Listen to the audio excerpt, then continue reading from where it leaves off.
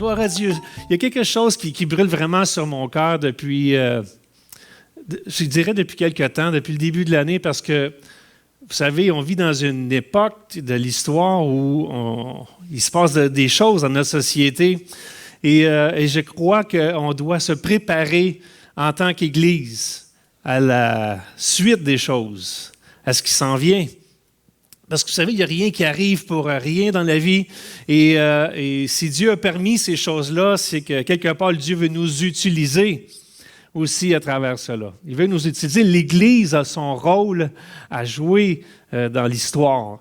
Et le titre de mon message ce matin, c'est « Saisissez la faucille ». Saisissez la faucille. Et ça, c'est Joël un jour qui a prophétisé ceci. Il a dit « Saisissez la faucille, car la moisson est mûre. Venez, foulez, car le pressoir est plein, les cuves regorgent. » Et vous savez, il y a un temps pour semer. Et ça, on connaît très bien ça. Je crois qu'en Beauce, vous connaissez très bien ça aussi. Il y a un temps pour semer, mais il y a aussi un temps pour récolter. On ne peut pas juste toujours semer, travailler, sans rien récolter. Ça ne marche pas, ça ne peut pas fonctionner comme ça. Et bibliquement aussi, c'est un principe spirituel. Lorsqu'on sème, on récolte. C'est un principe biblique. Parce que l'hiver ne peut pas toujours durer. À un moment donné, l'été arrive aussi. Tu ne peux pas toujours semer sans récolter. C'est inévitable. Cette chose-là est certaine. La récolte viendra. Donc, l'Église doit se préparer à cette récolte-là, doit apprendre à comment récolter. Et vous savez, la plupart des chrétiens, on sait généralement comment semer. Hein, comment on fait pour semer? Vous entendez un bon témoignage ce matin, notre frère Benoît, en faisant le bien, en aimant les gens autour de nous. C'est une manière de semer la bonne nouvelle de l'Évangile, en étant patient, en ayant une oreille attentive aux besoins, en prodiguant quelques conseils ou exhortations bibliques, en partageant notre témoignage. Vous savez, c'est toutes des manières à laquelle on peut faire une différence dans la vie de quelqu'un. Mais souvent, on ne sait pas trop comment récolter, comment moissonner. Et vous savez, parce qu'il y a une saison pour semer, il y a une saison pour récolter. Si vous avez des pelouses à la maison, je suis certain que, messieurs, vous comprenez ce que je veux dire, hein? Il y a un temps au printemps où la pelouse commence à sortir et puis elle ne va pas se couper toute seule, cette herbe-là. Hein? À un moment donné, il va falloir sortir la tondeuse ou le tracteur à gazon ou peu importe l'équipement que vous avez à la maison, puis il faut aller tailler, il faut aller couper parce qu'à un moment donné, vous allez perdre le contrôle. Il y a un travail à faire. Donc, quand on veut semer, on soupeau délicatement, uniformément, on passe le râteau, on met des graines, et puis légèrement, on secoue tout ça, on arrose, et finalement, l'herbe commence à pousser et commence à s'enraciner. Et là, ça commence à produire un fruit. C'est ce qu'on fait lorsqu'on veut semer la parole de Dieu autour de nous. Mais il y a aussi une manière pour récolter. Parce qu'il y a souvent un mythe parmi les chrétiens que la récolte, ça va venir toute seule. Hein? On pense que les âmes vont venir toutes seules au Seigneur. On pense qu'on a juste à prier, je pense qu'on a juste à louer le Seigneur, puis passer du temps dans le Seigneur, puis on pense que là, les gens vont venir à l'Église toutes seuls, que les gens vont se consacrer à Dieu toutes seuls. On a un mythe, on pense que Dieu va tout faire, il n'y a pas besoin de nous autres pour ça. Ah, ça c'est faux, mes amis. Dieu veut nous utiliser pour aller dans la moisson. Dieu veut que nous saisissions ce matin la faucille pour aller amasser ce que le Seigneur a préparé, la moisson que le Seigneur a préparée. Donc, on a notre rôle à jouer là-dedans en tant que chrétien. On n'a pas à se croiser les bras et juste attendre. Si les gens vont faire la file pour entrer à l'Église, si vous pensez ça, alors pourquoi Jésus nous a-t-il demandé d'aller?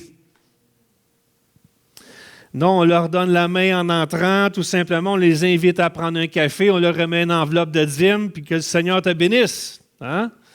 Ça ne fonctionne pas comme ça. Il y a un travail à faire, il y a quelque chose qu'on doit s'engager, on doit s'impliquer, il faut couper, il faut tailler, il faut se lever le matin, il faut faire les choses comme le Seigneur nous le demande. C'est ce que Jésus va faire lors de son retour. Un jour, le Seigneur va revenir. Et il va amasser sa récolte. Il va amasser et il va arracher. Dans Matthieu chapitre 13, le verset 30, on peut le voir à l'écran. C'est Jésus lui-même qui dit ceci un jour à ses disciples, « Laissez croître ensemble l'un et l'autre jusqu'à la moisson. » Et à l'époque de la moisson, je dirais aux moissonneurs, arrachez d'abord l'ivraie et liez-la en gerbe pour la brûler. Mais amassez le blé dans mon grenier. Voyez-vous, il y a deux actions ici. Il y a arraché et il y a amassé. Arracher, ça c'est pour l'ivraie. C'est, comme on dit dans notre bon jargon québécois, la mauvaise herbe. C'est l'herbe qu'on donne, c'est pas l'herbe que nous, on consomme, c'est l'herbe qu'on donne en fourrage aux animaux. Ça, c'est ça l'ivraie. L'ivraie, c'est la nourriture pour les animaux. Par contre, le blé, ça, c'est la récolte du Seigneur. Le blé, au contraire, c'est pas une nourriture qu'on donne nécessairement aux animaux. Au contraire, le blé, c'est comme une céréale avec le riz et le maïs. Ce sont des éléments les plus consommés sur la planète Terre par les êtres humains. C'est ça qui est le plus précieux. Donc, ce sont les aliments les plus précieux. C'est ça que le Seigneur va récolter pour lui, qu'il va garder pour lui, qu'il va mettre dans ses greniers. C'est pour ça qu'on arrache vulgairement l'ivraie et on la donne en pâturage au diable, à la bête, et on amasse précieusement le blé, la récolte de Dieu, sa moisson. Maintenant, est-ce que nous sommes prêts pour ça? Est-ce que nous sommes prêts pour ça? Parce que Dieu nous donne des principes bibliques ce matin sur comment amasser la moisson du Seigneur. Et je pourrais faire plusieurs messages sur ce thème-là, mais je vais décider ce matin juste de vous parler de l'exemple de Jean-Baptiste. Jean-Baptiste est un bel exemple dans l'Évangile de Jean. Le texte nous dit dans Jean chapitre 1, versets 19 à 24, et je vais vous parler ce matin de quelques principes sur comment moissonner la récolte du Seigneur. C'est Jean-Baptiste, voici le témoignage de Jean. Lorsque les Juifs envoyèrent de Jérusalem des sacrificateurs et des Lévites pour lui demander « Toi, qui es-tu » Il déclara, il ne nia point, il déclara qu'il n'était pas le Christ.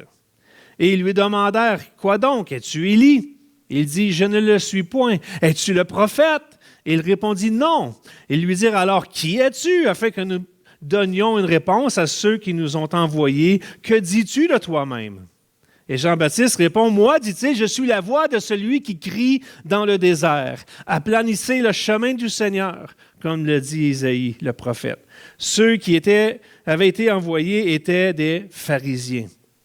Donc, Jean-Baptiste ici subit un interrogatoire en règle de la part des autorités juives. Il se fait questionner. La première chose que les pharisiens et les autorités juives veulent savoir, c'est « Qui es-tu? » Donc ici, on parle de l'identité de Jean-Baptiste. Comme tout bon enquêteur qui commence son enquête, la première question est toujours « Qui es-tu? » Et s'il y aurait des soldats ici dans l'Assemblée ou des anciens combattants, des gens qui sont habitués dans ces termes-là, dans l'armée, souvent quand on demande à quelqu'un « Qui es-tu? » Le soldat doit répondre, il doit décliner son grade. Bon, je suis caporal, sergent, martel, mon numéro de matricule est le 3, 3, 5, 6, 7.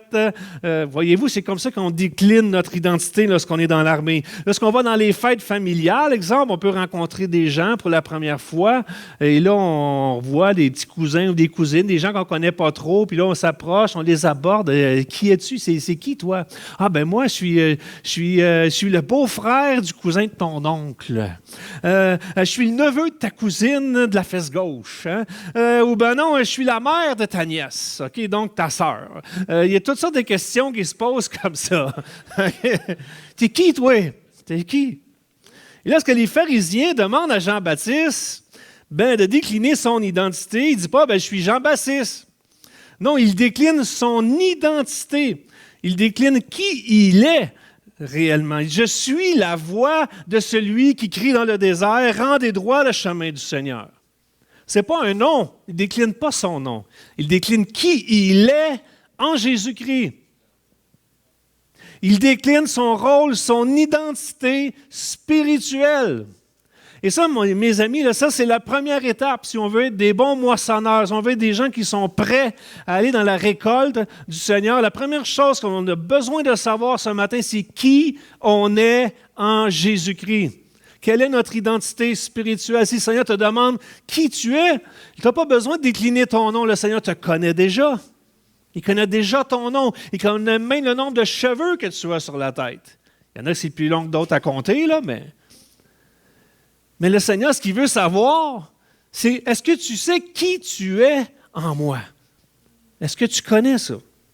Donc, la première chose qu'on doit savoir ce matin pour être de ceux qui saisiront la faucille pour recueillir la moisson du Seigneur, c'est qui on est. Quelle identité avons-nous hérité en devenant chrétien? Si Dieu te demande qui tu es, ce n'est pas pour savoir ton arbre généalogique.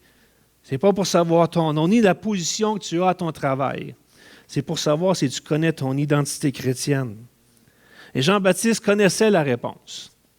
Je suis la voix de celui qui crie dans le désert. Rendez droit le chemin du Seigneur. Donc, on a besoin de cela. On a besoin de connaître qui on est dans le Seigneur. On a aussi besoin de connaître notre appel. Ah, ça s'arrête là. Hein? Moi, je ne suis pas appelé. Hein? Vous pensez que vous n'êtes pas appelé, c'est faux. Nous sommes tous appelés. OK? On est tous appelés.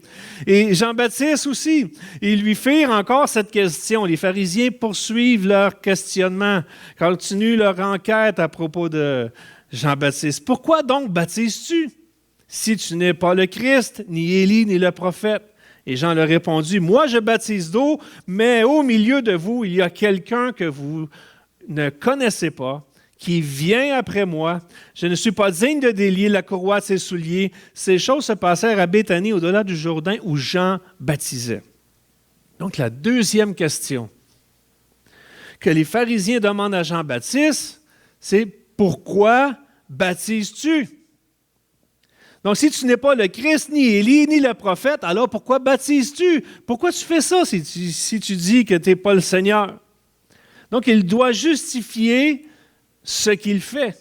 Et Jean-Baptiste répond, « Moi, je baptise d'eau. » Ça, c'est l'appel de Jean-Baptiste. Son appel à Jean-Baptiste, c'est de préparer le chemin du Seigneur.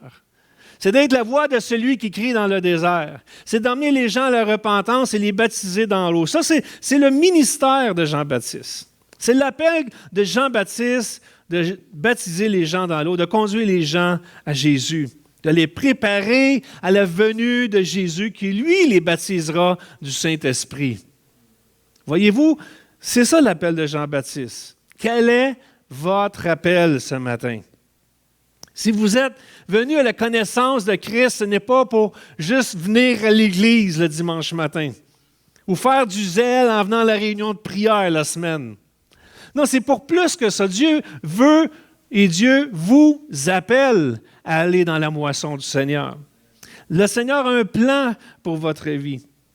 Donc, si vous êtes ici, c'est parce que vous avez été choisi et que Dieu vous a appelé. Donc, à quoi le Seigneur vous appelle-t-il? Et là, j'ai une réponse. Là. Prenez un papier et un crayon, prenez ça en note. C'est important. Quel est votre appel? Quel est mon appel? Quel est votre appel? Votre appel est de rendre témoignage de ce que vous avez vu et vécu, et cela avec les dons et les capacités que Dieu vous a donnés à l'endroit où il vous a placé. Ça, c'est bon, ça. Je la répète, OK? C'est vraiment bon, c'est important que vous compreniez ça. Votre appel, et notre appel, mon appel, votre appel, c'est de rendre témoignage de ce que vous avez vu et vécu.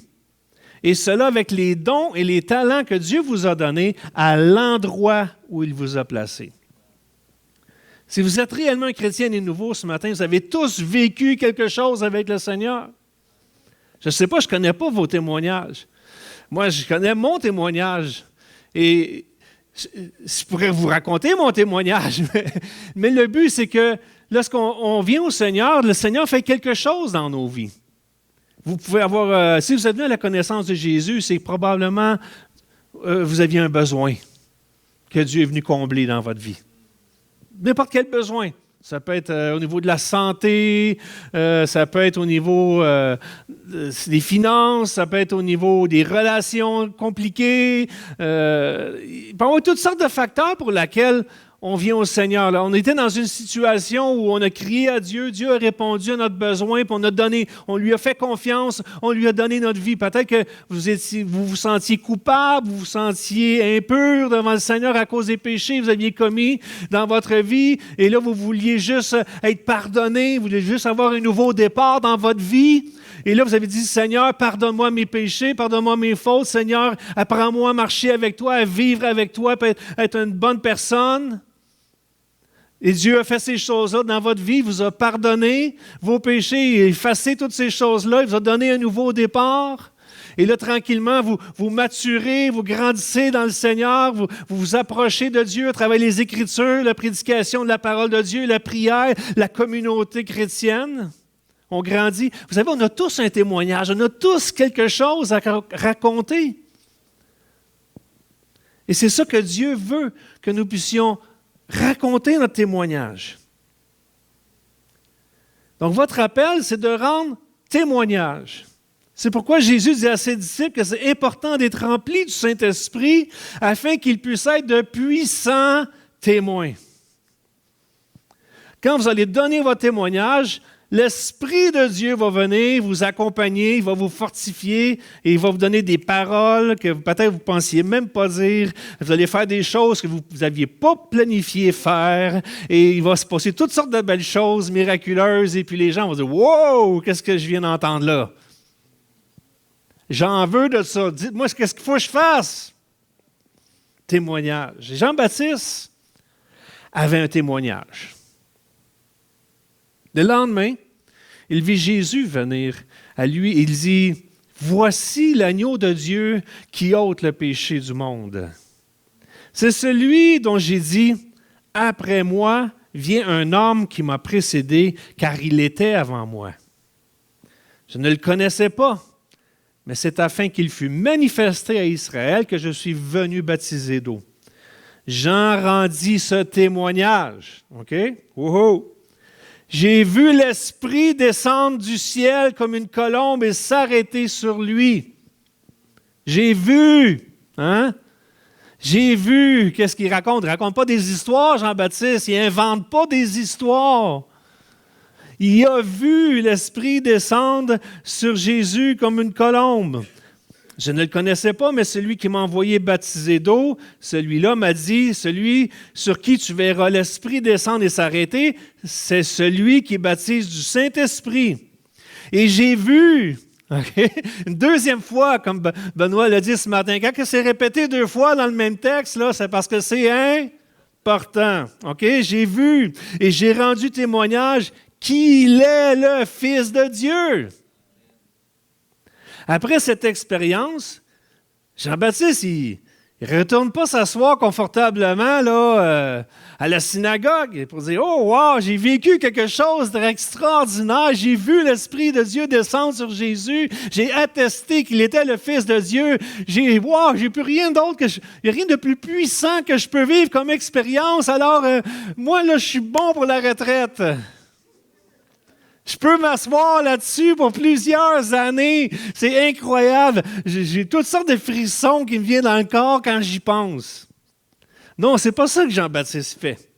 Jean-Baptiste, il ne s'assoit pas là-dessus, là, sur cette expérience qu'il vient de vivre. Il continue d'exercer son appel de baptiser les gens dans l'eau. Il continue, lui, d'exercer son appel. Verset 35 nous dit que le lendemain, Jean était encore là, en train de baptiser les gens dans l'eau, à continuer de prêcher la bonne nouvelle. Wow, c'est incroyable. Savez-vous, quand vous avez vécu une expérience avec Dieu, ce n'est pas la fin. Ce n'est pas la fin. C'est le commencement. C'est le commencement, ce n'est pas la fin. C'est le temps, c'est pas le temps de s'asseoir puis d'attendre le retour du Seigneur, là. C'est le temps d'aller. C'est le temps d'aller raconter ce que vous avez vu et ce que vous avez entendu.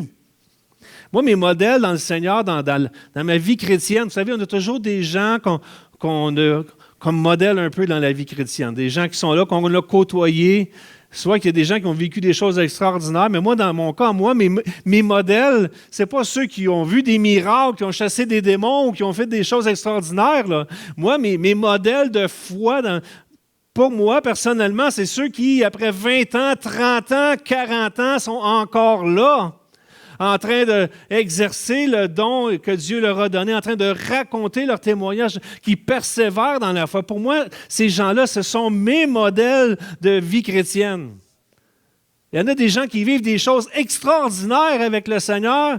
Ils vont raconter leur histoire. Il y en a même qui vont écrire des livres. Ils vont faire des témoignages sur Internet. Et puis après ça, tu n'en entends plus parler.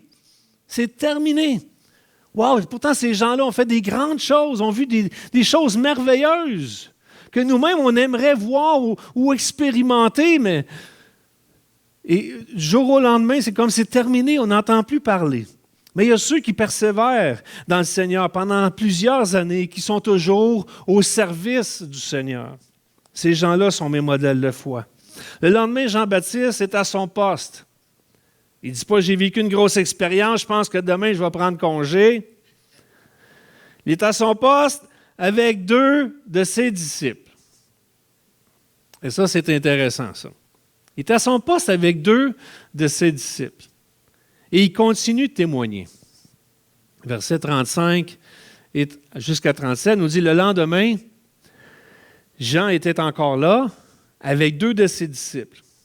Et ayant regardé Jésus qui passait, il dit, « Voilà l'agneau de Dieu. » Les 2 disciples entendirent prononcer ces paroles et ils suivirent Jésus. On voit à travers ce texte que non seulement Jean-Baptiste continue d'exercer son service, son appel, son ministère, mais il rend témoignage que Jésus est le Fils de Dieu. Mais en plus, que ce qu'il fait donne des résultats. Il y a des résultats. Il y a un fruit à travers cela. Ça va donner quelque chose, ça s'en vient là. Hein? Il y a une récolte là, qui s'en vient là. Donc Jean-Baptiste, premièrement, il doit connaître qui il est, son identité. Il doit connaître son appel de rendre témoignage. Il doit le partager, ce témoignage-là. Et par la suite, naturellement, ça va produire un résultat.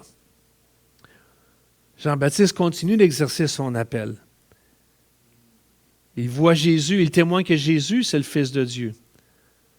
Et ça donne des résultats. Les 2 disciples ont entendu son témoignage. Vous savez, Jean-Baptiste avait des disciples à lui aussi. Hein? Alors, on est tous disciples de quelque chose ou de quelqu'un dans la vie. Hein?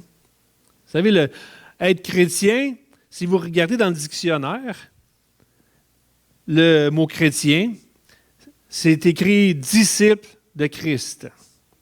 Okay? C'est ça un chrétien. C'est un disciple de Christ. Et si on veut élargir un peu plus sa définition, OK, c'est quoi un disciple d'abord? T'sais? Si un chrétien, c'est un disciple de Christ, donc qu'est-ce qu'un disciple? Si vous regardez toujours dans le dictionnaire, le mot disciple, vous allez découvrir qu'un disciple, c'est quelqu'un qui suit les enseignements et les préceptes de quelqu'un d'autre. Un disciple, c'est quelqu'un qui suit les enseignements et les principes de quelqu'un d'autre. Et on est tous disciples. On suit tous un enseignement ou un précepte de quelqu'un. Peut-être, si vous êtes chrétien, vous suivez les préceptes et les enseignements de Jésus-Christ, mais il y a des disciples de Mahomet, il y a des disciples de Bouddha, il y a des disciples de tout ce que vous voulez, de tout ce qui existe sur la planète. Les gens ont leurs propres disciples. Il y en a ici présentement en Beauce, au bout du rang, là. Mais je ferme la parenthèse. On est tous disciples de quelqu'un. On suit tous les enseignements et les préceptes de quelqu'un d'autre. Donc, les 2 disciples de Jean-Baptiste, eux, lorsqu'ils ont entendu le témoignage de Jésus, ils ont commencé à suivre Jésus. Ça, c'est le résultat. C'est le cycle, si je peux dire, de génération en génération. C'est comme ça que l'Évangile est venu jusqu'à nous aujourd'hui. Parce qu'il y a quelqu'un un jour qui a témoigné à quelqu'un, que cette personne-là a témoigné à quelqu'un d'autre, puis que cette personne-là qui a témoigné à quelqu'un d'autre à son travail, puis l'autre à son voisin, puis un autre. Puis ça s'est rendu jusqu'à vous à un moment donné, là. Parce qu'il y a quelqu'un quelque part avant vous qui vous a raconté son témoignage et qui vous a conduit au Seigneur. Donc, ça produit des résultats. Quand tu découvres ton nouvelle identité en Jésus, que tu découvres ton appel en rendant témoignage de ton expérience, ça produit des résultats. 2 des disciples ont commencé à suivre Jésus. Et l'un des 2 disciples qui ont commencé à suivre Jésus, il y en a un de ces 2-là qui s'appelait Simon-Pierre. Simon-Pierre. Quelqu'un qu'on connaît, ça aussi, dans la Bible, il me semble. Hein? Ça vous dit-tu quelque chose, ça, Simon-Pierre? C'était un des disciples de Jean-Baptiste qui était là, avec lui, qui suivait Jean-Baptiste, là, qui était là sur le bord de l'eau. Et l'un d'eux s'appelait Simon-Pierre. André, c'était plutôt André, le frère de Simon-Pierre. André rend témoignage à son tour à son frère. Nous avons trouvé le Messie. Hey, André arrive à la maison le soir et il dit à son frère Simon-Pierre, hey, on a vu le Messie aujourd'hui. Celui qu'on attend là, depuis si longtemps, là, celui qui était promis. Oui, on l'a trouvé. On a trouvé le Messie. Donc Jésus regarde Simon-Pierre et lui dit, tu es Simon, fils de Jonas. Tu seras appelé Céphas, ce qui signifie Pierre. Qu'est-ce qui arrive là? Si vous avez bien écouté là, ce que je vous enseignais ce matin, qu'est-ce qui arrive là, avec Simon-Pierre? Qu'est-ce qu'il vient de découvrir là? Son identité. Oh, il vient de découvrir son identité. Qui il est? C'est plus Simon-Pierre, c'est Pierre, okay? L'apôtre Pierre. Pierre, celui qui marche sur l'eau. Pierre, celui qui a reçu la révélation du Saint-Esprit que Jésus était le Christ, le Fils du Dieu vivant. Pierre, celui qui a vu Jésus sur la montagne avec Moïse et Élie. Celui qui a renié le Seigneur et qui s'est relevé de sa chute. Celui qui refusait au départ de se faire laver les pieds, qui finalement demande au Seigneur de lui laver les mains et la tête aussi. Celui qui tranche l'oreille du soldat dans le jardin de Gethsémani lorsque les soldats sont venus pour arrêter Jésus. Celui qui est accouru au tombeau du Seigneur et qui a trouvé les bandes qui étaient par terre. Celui qui a fait une pêche miraculeuse. Pierre, qui finalement se fait poser cette question par le Seigneur à 3 reprises. M'aimes-tu? M'aimes-tu? M'aimes-tu? Mais oui, Seigneur, tu le sais que je t'aime. Qu'est-ce que Pierre vient de découvrir à ce moment-ci? Qu'est-ce que Pierre finalement reçoit cette journée-là? Son appel. Son appel. Il a reçu son appel. Jésus lui a dit, « Paie mes brebis. » Paie mes brebis. Ça, c'était l'appel de Pierre. L'appel de Jean-Baptiste, c'était, « Moi, je baptise dans l'eau. » Pierre, c'était, « Paie mes brebis. » Voyez-vous, on a tous des appels différents. Hein? Des fois, ça se ressemble, là. Ça s'entrecroise. Mais Dieu avait une nouvelle identité, un nouvel appel pour l'apôtre Pierre. Après avoir reçu sa nouvelle identité et son appel, nous voyons Pierre dans la chambre haute, être rempli du Saint-Esprit, afin qu'il puisse passer à la prochaine étape, c'est-à-dire devenir un puissant témoin. Un puissant témoin. C'est ce qu'il fait dans Actes chapitre 2, versets 22 à 24 et le verset 36. Lorsque Pierre sort de la chambre haute, il raconte son témoignage. Qu'est-ce qui se passe là, le jour de la Pentecôte, lorsque Pierre donne son témoignage? Hommes israélites, écoutez ces paroles. Jésus de Nazareth, cet homme à qui Dieu a rendu témoignage devant vous par les miracles, les prodiges et les signes qu'il a opérés par lui au milieu de vous. Comme vous le savez vous-même, cet homme livré selon le dessein arrêté, selon la prescience de Dieu, vous l'avez crucifié, vous l'avez fait mourir par la main des impies. Dieu l'a ressuscité en le délivrant des liens de la mort, parce qu'il n'était pas possible qu'il fût retenu par elle. Que toute nation, verset 36, que toute la maison d'Israël sache donc avec certitude que Dieu a fait Seigneur et Christ Jésus que vous avez crucifié. Donc ici, Pierre est en train de donner témoignage de son vécu. Résultat. Après avoir entendu ce discours, ils eurent le cœur vivement touché. Ils dirent à Pierre et aux apôtres, « Hommes frères, que ferons-nous? » Pierre leur dit, « Repentez-vous et que chacun de vous soit baptisé au nom de Jésus-Christ pour le pardon de vos péchés, et vous recevrez le don du Saint-Esprit, car la promesse est pour vous, pour vos enfants et pour tous ceux qui sont au loin, en aussi grand nombre que le Seigneur, notre Dieu, les appellera. » Et par plusieurs autres paroles, il les conjurait et les exhortait, disant, « Sauvez-vous de cette génération perverse. » Wow! Ceux qui acceptèrent sa parole furent baptisés. Et en ce jour-là, le nombre de disciples s'augmenta d'environ 3000 âmes. 3000 âmes. Si on recule la cassette, ça commence comment, ça?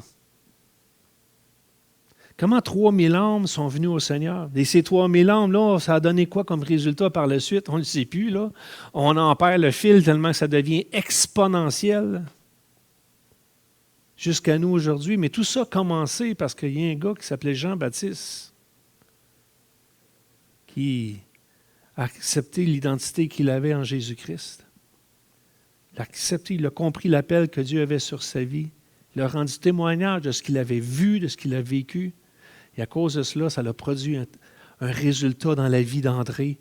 Et André qui parlait à son frère Simon-Pierre, qui lui venait au Seigneur. Voyez-vous, là, c'est sans fin. La moisson, les amis. La moisson. La moisson au Québec. La moisson dans la Beauce.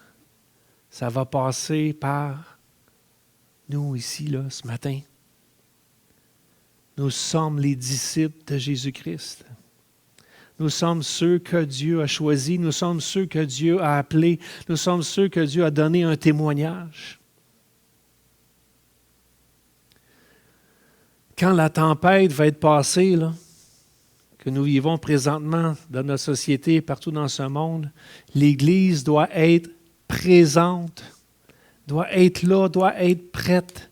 Il y a des gens blessés, il y a des gens meurtris, il y a des familles divisées. On ne connaît pas tous les effets de cette pandémie va avoir sur notre société. Oui, à court terme, on la connaît, mais à long terme, on ne peut pas se l'imaginer. On voit les enfants qui commencent à avoir des problèmes à l'école. On voit des gens qui perdent leur emploi à cause que l'économie tourne à plat. Le réseau de la santé est en train d'éclater. Il y a plein de gens qui souffrent partout alentour de nous. Vous en connaissez probablement. L'Église doit être présente. Quel est le témoignage qu'on va rendre à ces gens-là demain matin, quand on va se lever, quand on va retourner au travail demain matin, on va retourner à nos activités courantes? Ça bouillait dans mon cœur ce matin, le mot témoignage. Quel témoignage on va laisser en tant qu'individu, là, en tant qu'enfant de Dieu, en tant que chrétien, dans son s'observe chacun d'entre nous ce matin. Quel message nous transmettons par notre vie, par notre bouche, ce que nous disons? Est-ce que nous sommes la référence? Est-ce que serons-nous la référence demain matin pour ces gens-là qui vont se réveiller dans un monde où on ne sait pas de quoi ça va avoir l'air? Vous savez, si on envoie des soldats, exemple, à la guerre. On a passé ces années-là, mais si on regarde les grandes guerres mondiales, là, il y a des gens qui tombaient au combat par milliers. Pourquoi c'est arrivé ces choses-là? Mais quand un pays est attaqué, il doit se défendre. Et si la politique ne peut pas faire rien contre l'invasion de l'ennemi, si la police ne peut pas rien faire, si les pompiers ne peuvent pas rien faire, alors qui on envoie? Qui on va envoyer? Donc on va envoyer l'armée. Mais si l'armée ne peut pas aller, alors nous sommes perdus. Donc, l'armée est allée pour défendre notre pays, pour défendre nos valeurs, pour défendre qui on est. Il n'y a plus de barrière de protection. Après l'armée, il n'y a plus de défense. Mais si on regarde ça maintenant entre nous, après l'Église, quelle défense nous avons dans le monde spirituel pour le salut des hommes? Si nous, on n'est pas là, si nous, on n'est pas présents, alors qui on va envoyer? C'est à chacun d'entre nous à juste dire, Seigneur, je veux faire une différence dans ce monde. Je veux vraiment, Seigneur, que tu m'utilises. Je veux être à ton service. Je veux persévérer. Même si la situation est difficile, même si les circonstances ne sont pas favorables, présentement, Seigneur, apprends-nous à rester fermes, à se planter les pieds dans la parole de Dieu, à être une source d'inspiration, une source d'encouragement pour notre société, pour notre communauté, pour nos familles, pour nos confrères de travail. On doit être là comme des lumières au milieu des ténèbres. On doit être une référence. Mais pour ça, il faut on soit prêts de notre côté. Il faut qu'on soit prêts. Quel est notre témoignage? C'est quoi mon témoignage personnel? Qu'est-ce que les gens disent de moi quand je m'en vais à l'école, ou quand je m'en vais au travail, ou quand je m'en vais dans mon voisinage, ou n'importe où je suis? Qu'est-ce que les gens... C'est quoi mon témoignage que je laisse? En tant qu'Église, et quand je dis Église, là, je ne parle pas de la bâtisse, puis je ne parle pas du pasteur, puis je ne parle pas de... Non, je parle du corps de Christ. Là. L'Église, le corps de Christ, chacun membre pour sa part. Là. En tant que corps de Christ en Beauce, l'Église, quel témoignage nous rendons pour notre communauté. Frères et sœurs, c'est notre mandat. C'est notre appel. Il faut se préparer à ce qui s'en vient. Dans les jours, les semaines qui vont suivre, là, il y en a beaucoup de gens qui vont être là, qui vont être désemparés, qui ne sauront plus dans quelle direction s'en aller. On doit dire présent. Moi, je ne connais pas l'avenir. Je ne le sais pas du tout. Mais je sais que je dois être présent. Je sais que lorsque les gens vont commencer à s'ouvrir et à manifester leurs besoins, je dois présenter quelqu'un qui n'est pas mal plus important que moi. Je dois faire comme Jean-Baptiste et dire, ça, c'est lui, l'agneau de Dieu, qui ôte le péché du monde. Je ne dois pas amener les gens à moi, je veux juste emmener les gens à Jésus-Christ.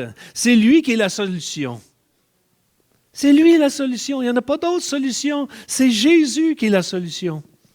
À tout problème, à tout mot, à toute situation que nous vivons présentement. Il y a une seule solution, c'est Jésus. Et Dieu nous a donné le mandat de le témoigner, de le raconter, de le partager. Si vous voyez des gens qui souffrent alentour de vous, frères et sœurs, Jésus, n'ayez pas honte, n'ayez pas peur. Vous savez, on partage des choses sur Facebook des fois, là, je me dis, mère de maille, on se plante les pieds des fois. On devrait faire attention. On devrait plutôt profiter de l'occasion d'avoir Facebook pour parler de Jésus. Partager des versets, partager des paroles d'encouragement, des paroles de foi. Puis puis à emmener les gens à découvrir Jésus à travers leur souffrance. C'est comme ça que nous, on est venus au Seigneur. En tout cas, moi, c'est comme ça que je suis venu au Seigneur. Là. J'imagine que c'est un peu comme ça pour la majorité des gens. Parce qu'il y a eu un moment dans notre vie, on a eu besoin de crier à Dieu. Donc là, les gens s'en viennent. Là. Ça s'en vient. Les gens vont crier à Dieu tantôt. Est-ce que vous êtes prêtes? Amen. Je vais inviter Nancy à s'approcher avec les musiciens pour faire un dernier chant. Je vais clôturer avec un mot de prière ce matin. Seigneur, on a besoin de toi, Seigneur. On a besoin de toi. On a besoin, Seigneur, que tu viennes nous aider, Seigneur, à passer à travers cette situation difficile, Seigneur, que nous vivons. Pas seulement ici, mais partout dans ce monde, Seigneur Jésus. Je crois vraiment qu'il va y avoir une moisson, qu'il va y avoir des gens qui vont crier à toi, Seigneur, dans leur souffrance. Des gens qui sont en train de tout perdre, Seigneur. Des gens qui sont en train de perdre leur santé, perdre leur maison, perdre leur famille. Des gens, Seigneur Dieu, qui souffrent en silence présentement, qui sont isolés, Seigneur, qu'on ne les voit pas. Mais Seigneur, toi, tu les entends, Seigneur. Tu les vois, Seigneur. Tu entends celui qui crie, Seigneur. Tu vois celui qui pleure dans le silence, Seigneur. Tu vois. Et Seigneur, envoie-nous. Envoie-nous, Seigneur, dans cette moisson. Parmi ces gens, Seigneur, qui ont besoin d'entendre parler de toi, Seigneur. Puis comme on a entendu ce matin dans le témoignage, Seigneur, il faut qu'on ouvre notre bouche. Il faut qu'on ouvre notre bouche. C'est bien passer du temps dans la chambre de prière, mais on ne peut pas toujours rester dans la chambre de prière. À un moment donné, il faut aller. Il faut aller, Seigneur. Il faut aller, il faut sortir. Après qu'on a été revêtu d'autorité et de puissance dans la chambre de prière, il faut aller exercer l'appel que Dieu nous a donné. Il faut aller, Seigneur. Et aide-nous à être audacieux, à être remplis de courage, Seigneur.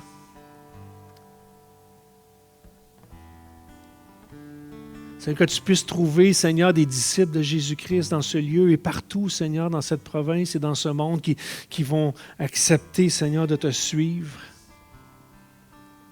Malgré toute situation, tu nous appelles, Seigneur, à te raconter ce qu'on a vu, ce qu'on a vécu, Seigneur Jésus, avec les dons et les talents que tu nous as donnés, à l'endroit même où tu nous as placés.